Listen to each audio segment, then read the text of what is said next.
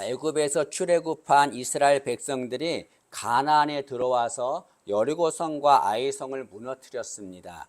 그것을 본 기브온 족속이 이스라엘을 두려워하여 이스라엘과 화친을 맺습니다. 그런데 이 기브온 족속이 이스라엘 백성과 화친을 맺은 것은 다른 가나안에 있는 다른 족속들에게는 위협적인 사건이었습니다. 왜냐하면 이 기브온은 그 당시 큰 성을 가지고 있었고 그의 군사력도 막강했기 때문에 그렇습니다. 만약에 이 기브온이 이스라엘과 연합해서 자신들을 공격하면 자신들은 패할 수밖에 없는 그런 상황입니다. 그래서 가나안에 있는 5 족속들이 연합해서 먼저 우리가 기브온을 치자, 기브온을 공격하자라고 합니다. 그래서 5명이 연합해서 기브온을 공격합니다. 근데 기브온은 연합해서 공격해오는 연합 세력들, 5 세력들에게 그 족속을 이길 수가 없었습니다. 그래서 이 기브온은 여호수아에게 도움을 요청합니다. 여호수아는 기브온을 돕기 위해서 이스라엘 백성들을 이끌고 밤새도록 행군해서 그들을 도우러 갑니다. 여러분, 여호수아가 이렇게 힘들게 기브온 족속을 돕는 이유가 무엇입니까? 그것은 그들과 화친을 맺었기 때문에 그렇습니다. 화친을 맺었다는 것은 이제 한 가족이 되었다는 말이잖아요. 여러분, 우리도 그리스도 안에서 서로 화평을 맺은 같은 지체입니다. 한 가족입니다. 때문에 우리도 누군가 어려움을 당한 자가 도움을 요청하면 그들을 도와주어야 합니다. 절대로 외면해서는 안 됩니다. 로마서 12장 15절 말씀입니다. 즐거워하는 자들과 함께 즐거워하고 우는 자들과 함께 울라라고 말씀합니다. 이 말씀이 무슨 말입니까? 좋은 일이 있는 자가 있으면 그들과 함께 기뻐해주고 만약에 어려운 자가 있으면 그들과 함께 그들에게 도움을 주라, 그런 말이죠. 여러분, 어려움을 당한 자, 그런 자가 도움을 요청하면 우리 한 가족된, 한 지체된 마음으로 그들을 도와줘야 합니다. 우리가 어려움을 당한 이들을 도와주면 하나님이 기뻐하십니다. 이스라엘 백성들이 기브온을 도와주자 하나님께서 큰 우박을 내려서 승리하게 하셨습니다. 이것은 뭘 말합니까? 하나님이 어려움을 당하는 자를 도와주는 것을 기뻐한다는 것을 말씀하는 거죠. 여러분, 우리 주위에 어려움을 당하는 이들이 있습니다. 나 혼자 잘 먹고 잘 살고 나 혼자 은혜 받고 나 혼자 할렐루야 하는 것이 주님이 원하지 않습니다. 내 주위에 어려움 당하는 자들, 그런 자들을 물질로 또 기도로 위로로 도와준 우리가 되기를 진심으로 소망합니다.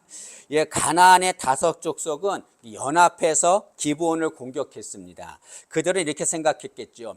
우리가 이렇게 연합해서 기브온을 공격하면 그들은 우리를 이기지 못할 것이다. 우리는 승리할 것이다 라고 생각했습니다. 그러나 그들의 생각은 잘못되었습니다. 그들은 패하고 말았습니다. 왜 그렇습니까?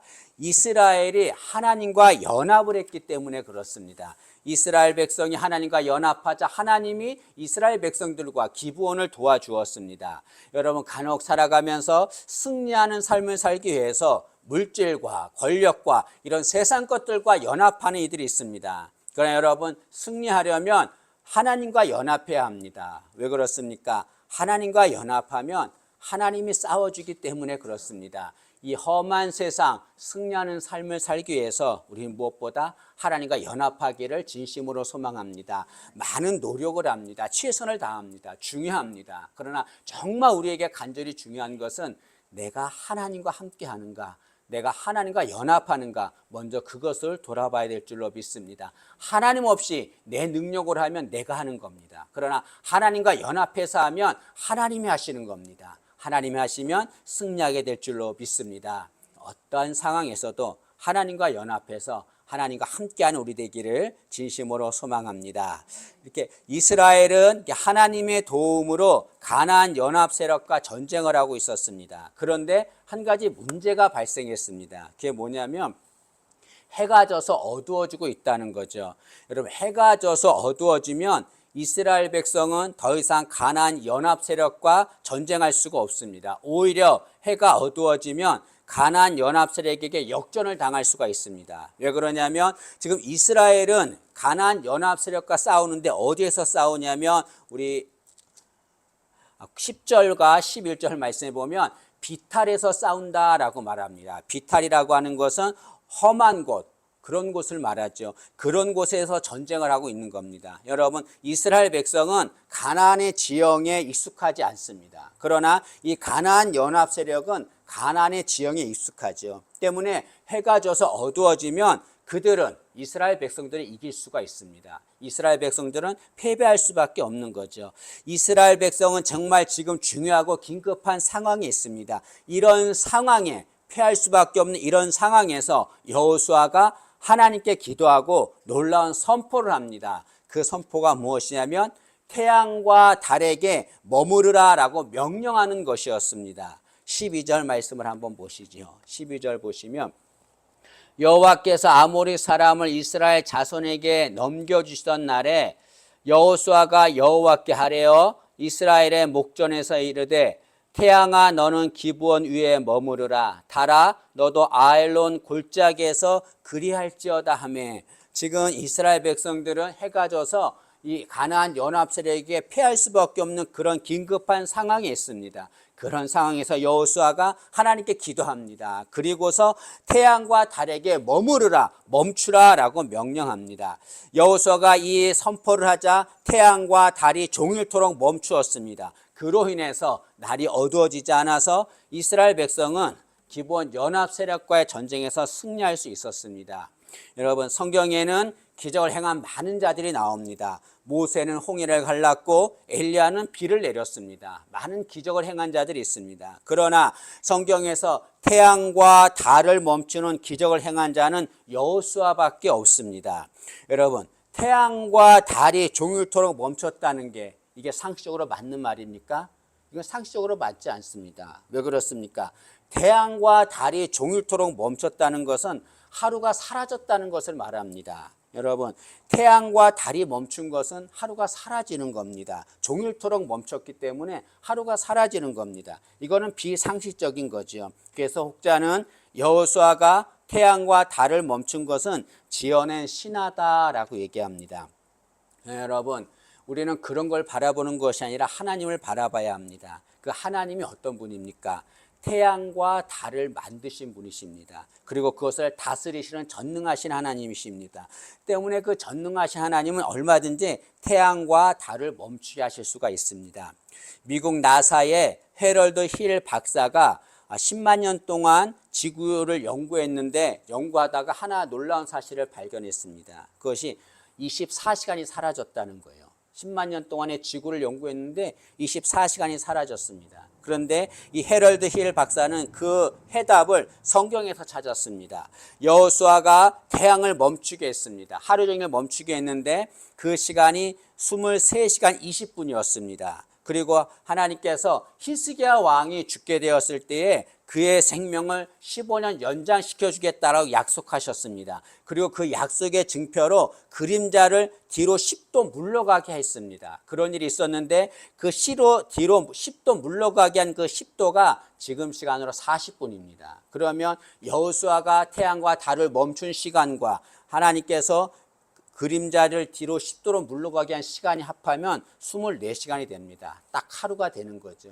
그래서 그 24시간 사라진 것이 하나님이 하신 것임을 알게 되었습니다. 이건 무엇을 말합니까? 하나님께서 태양과 달을 멈춘 것이 실제적인 사건이라는 거죠. 절대로 신화가 아니고 지어낸 말이 아니라는 것을 말씀하고 있습니다.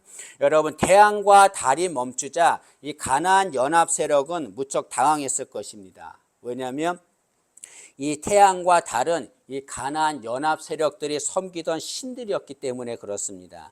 자신들이 섬기던 신, 그 태양과 달, 그런데 그 태양과 달이 자신들을 도와줄 것이라 생각했는데 오히려 그 태양과 달이 자신들을 죽이는 도구가 되었습니다. 이 가나안 연합 세력들은 당황했을 것입니다. 여러분, 우리에게 진정한 태양이 되시는 분이 계십니다. 우리를 보호하고 우리를 지켜주시고 우리와 함께 하시는 진정한 태양이 되시는 분이 계십니다. 그분이 하나님이십니다. 말라기 4장 2절 말씀입니다. 내 이름으로 경외하는 너희에게는 공의로운 해가 떠올라서 치료하는 광선을 비추리니, 여기 공의로운 해는 하나님을 말합니다. 이 공의로운 해가 떠올라서 치료하는 강선을 비춘다는 것은 무슨 말입니까? 하나님만이 우리를 도우시는 진정한 태양이 되신다는 것을 말씀하고 있습니다. 세상에 많은 사람들이 여러 가지를 자신의 태양과 달로 섬기며 살아가고 있습니다. 자신을 도와줄 것이라 생각하죠. 오해입니다. 착각입니다. 우리의 진정한 태양이 되시고 우리를 도우시고 살리시는 분은 하나님밖에 없습니다. 여러분, 태양이 비치며 어둠은 다 떠나갑니다. 진정한 태양이신 하나님으로 인해 우리 인생이 어둠이 다 떠나가고 밝아지기를 진심으로 소망합니다. 근데 제가 말씀드리고 싶은 것은 이것입니다.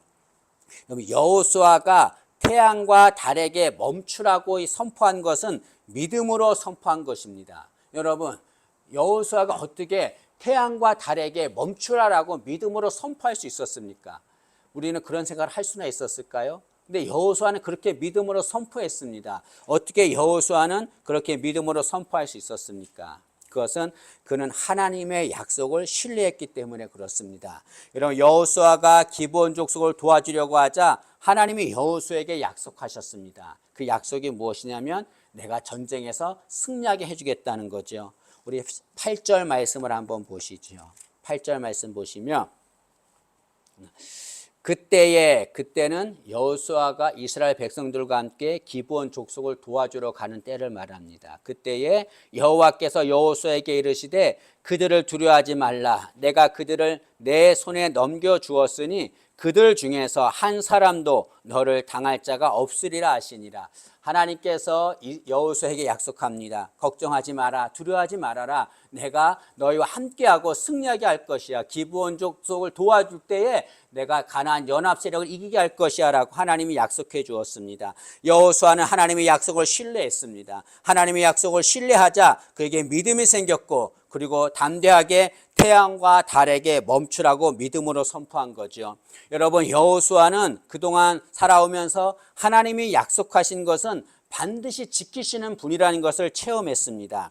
여호수아가 어떤 자입니까? 그는 모세의 수정자였습니다. 모세를 따라다니면서 모세의 일을 도와주는 그런 자였습니다. 그런데 모세가 죽었습니다. 모세가 죽자 하나님이 여호수아를 이스라엘의 지도자로 세우셨습니다.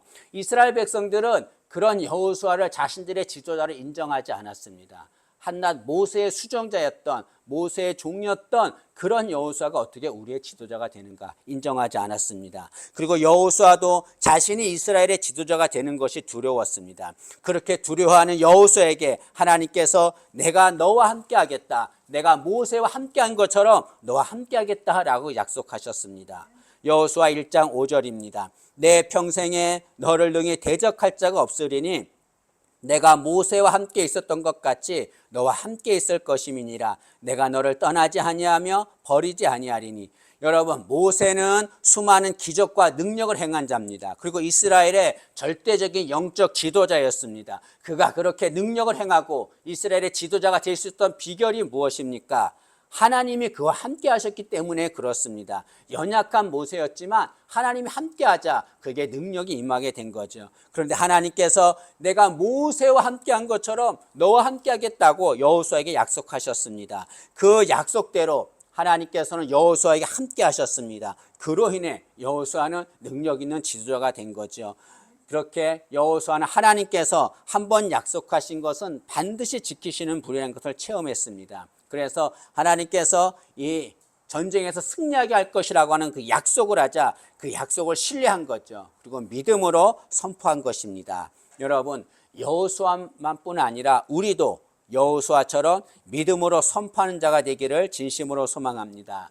하나님은 우리가 믿음으로 선포하여 기적을 체험하며 승리하며 살기를 원하고 계십니다. 14절 말씀을 한번 보시죠. 14절 말씀 보시면 여호와께서 사람의 목소리를 들으신 이 같은 날은 전에도 없었고 후에도 없었나니 라고 말합니다. 이에 보니까 하나님께서 여호수아의 목소리를 들으셨다라고 말씀하고 있습니다. 이 말씀은 다시 말하면 하나님께서 우리도 믿음으로 선포하는 그 목소리를 듣기를 원하신다는 것을 말씀합니다. 하나님은 우리가 믿음으로 선포하기를 원하고 그렇게 선포하면 반드시 이루어 주십니다.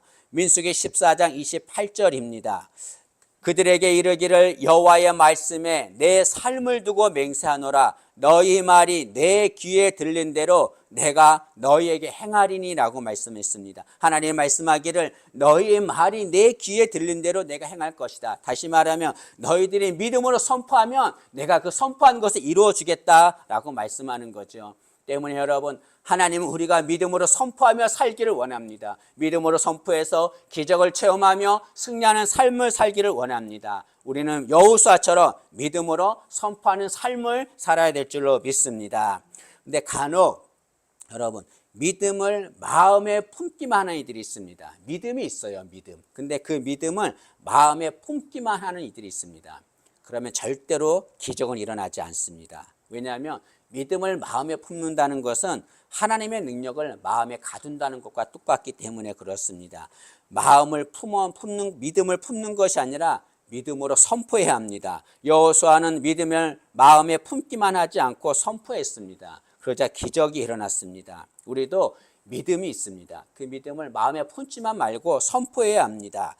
베드로와 요한이 기도하러 성전에 올라갔습니다. 그런데 그 성전 문에 나면서부터 걷지 못하는 자가 구걸하고 있었습니다. 베드로는 그에게 일어나 걸으라고 믿음으로 선포했습니다. 사도행전 3장 6절입니다. 베드로가 이르되 은과 금은 내게 없거니와 내게 있는 이것을 내게 주노니 나사렛 예수 그리스도의 이름으로 일어나 걸으라. 베드로는 그에게 믿음으로 일어나 걸으라라고 선포했습니다. 그러자 그 안진병인 일어나 걷게 되었고 성전에 들어가 하나님을 찬양했습니다. 네, 여러분, 이 베드로와 요한이 그 날만 성전에 기도하러 갔을까요? 아닙니다. 그 전에도 베드로와 요한은 계속해서 성전에 기도하러 갔습니다. 기도하러 갈 때마다 그 구걸하는 자를 보았을 것입니다. 그때 베드로와 요한은 그들의 마음에 믿음이 있었을 것입니다. 그러나 믿음을 마음에 품기만 하고 선포하지 않았습니다. 선포하지 않자 기적은 일어나지 않았습니다. 그러나 베드로와 요한이 그 믿음으로 선포하자, 자신에게 있는 믿음을 선포하자 기적이 일어났습니다. 안진뱅이가 일어나게 되는 거죠. 여러분, 이처럼 믿음을 마음에 품기만 해서는 안 됩니다. 그걸 믿음으로 선포해야 합니다. 선포해야 합니다. 우리는 이렇게 생각하죠. 일어날까? 기적이 생길까? 내가 선포하면 일어날까? 괜히 창피당하는 것 아닐까? 그런 생각을 갖고 있습니다. 아니요. 여러분, 나를 바라보지 말고 하나님 바라보고 믿음으로 선포해야 합니다. 여러분, 중요한 것은 하나님에 대한 믿음으로 선포해야 된다는 거죠. 간혹 자신의 신념을 가지고 선포하는 이들이 있습니다. 자신의 신념을 가지고서 기적이 일어난다 선포하는 이들이 있습니다. 기적이 일어나지 않습니다. 왜 그렇습니까? 신념의 주체는 자기이기 때문에 그렇습니다. 그러나 하나님에 대한 믿음은 주체가 하나님이십니다. 때문에 하나님에 대한 믿음으로 선포해야 기적이 일어나고 능력이 임하게 되는 거죠. 여러분, 여호수아는 즉 태양이 지는 문제로 인해서 믿음으로 선포했고 하나님께서 그의 선포를 들어주셨습니다. 우리 인생에서도 태양이 지는 것 같은 그런 문제가 생길 때가 있습니다. 너무 힘들고 어려워서 내 힘으로 어떻게 할 수 없습니다. 어떻게 인간이 지는 태양을 멈출 수가 있습니까? 그런 어려움이 있을 때에 우리는 태양을 멈추라고 믿음으로 선포해야 합니다. 여호수아가 선포한 것을 하나님이 들으신 것처럼 우리도 믿음으로 선포하면 하나님이 들어줄 줄로 믿습니다. 억압 속에 있다면 믿음으로 자유를 선포해야 합니다. 그러면 억압에서 풀어날 것입니다. 질병이 있다면 믿음으로 치유를 선포해야 합니다. 그러면 질병에서 풀어나게 될 줄로 믿습니다. 여러분, 의심하지 말고 믿음으로 선포한 우리 되기를 진심으로 소망합니다. 여호수아는 믿음으로 선포해서 전쟁에서 승리했습니다. 우리도 믿음으로 선포해서 승리하는 삶을 살기를 진심으로 소망합니다. 나에게 초점을 맞추지 말고 전능하신 하나님 계십니다. 힘들고 어려운 상황 많이 있죠. 저도 힘들고 어려운 상황이 있습니다. 이 어려운 상황 이길 수 있는 방법은 무엇입니까? 하나님밖에 없는 거예요. 하나님이 어떻게 어려움을 해결해 줍니까? 믿음으로 선포할 때 하나님이 해결해 줍니다. 절대로 내 상황 바라보지 말고 전능하신 하나님 바라보고 믿음으로 선포해서 승리하는 삶을 사는 우리 되기를 진심으로 소망합니다.